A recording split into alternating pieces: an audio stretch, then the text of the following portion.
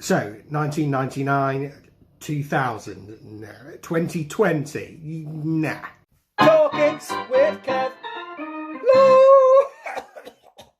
So one of my main focuses for 2020 with some colleagues of mine is to get a local mental health support network launched. We're in the East Midlands area.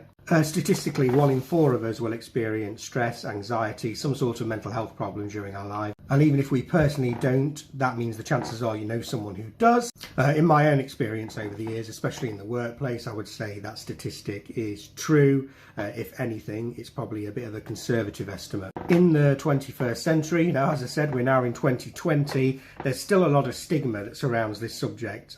We need to tackle that, and we need to talk about mental health. People still often experience judgment, blame, and even ridicule.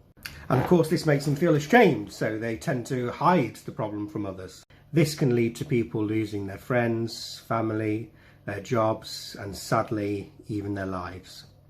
It's now estimated that in just 10 years' time, depression will be the biggest global cause of illness. In the UK, mental health problems in general are ahead of cardiovascular disease and cancer. While it remains true that women are more likely to experience mental illness than men, it is unfortunately also true that men who experience mental illness are more likely to take their own lives.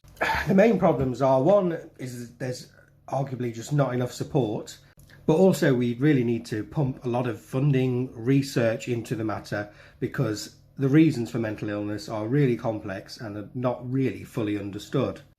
I think a lot of people don't fully appreciate that the things we say about each other, about other people, really has an impact on people's lives.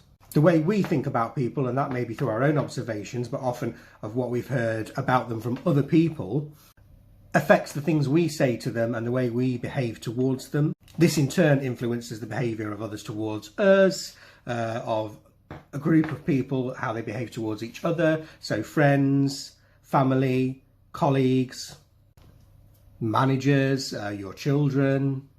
And this failure to take mental health seriously, to deal with it, to shame it often, has led to deep prejudices in society. And lots of research from Mind, the mental health charity, to the World Health Organization shows that discrimination and stigma lead to people feeling they have to hide their illness. It can lead to delayed treatments. It can prevent people totally from seeking any help at all. It slows down and prevents recovery. People feel they can't get a job or do day-to-day paid work, or are prevented from doing so. People become isolated. People isolate themselves from their friends, from their family, and people take their own lives. Right, let's look at some myths.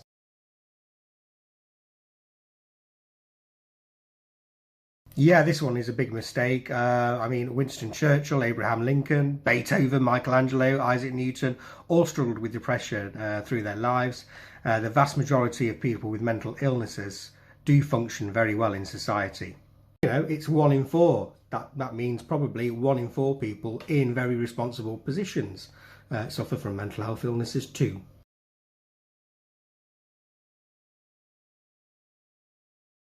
Not only is there's no evidence for this, not only is it wrong, this is what directly leads to sort of the stigma and discrimination we're talking about.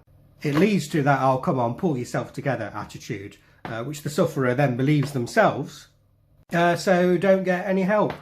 Thumbs up for that one.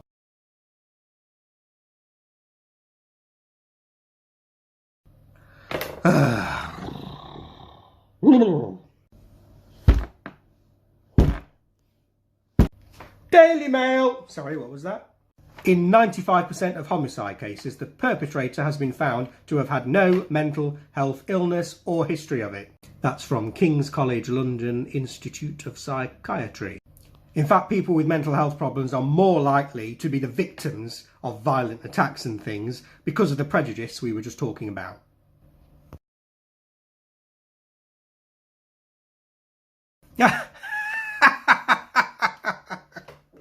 Oh, woo! Right, that's me about them. Before I do this last bit, I'd just like to point out this is not a sponsored video. I use this thing, the Mood Tracker Planner. and I started using it last year, and I just find it pretty incredible. I've learned so much about myself. I learned throughout the year so much about myself, about my own mental health. Although I was quite good at sort of recognising some, not necessarily triggers, I still find that quite difficult, but signs that I was going downhill. Although I thought I was quite good at that, this improved that a lot. I start to now see the signs even earlier than I used to. So you can do all sorts with it. So it has just general diaries and notes, but you've got your goals. You can set yourself some goals if you wish to. So I shall tone that back a bit for this year, because there is a danger there that you set yourself too high goals, you can't achieve them, and then you feel bad about that and you go downhill. So yeah, be careful of that. But I really like that. That's good. You can track how you're feeling every day, even twice a day there. There are quotes in there. You can reflect on your week, what impacted your mood, stuff like that. You got this week's moment, this week's happy moment, this week's what I'm grateful for, that kind of thing.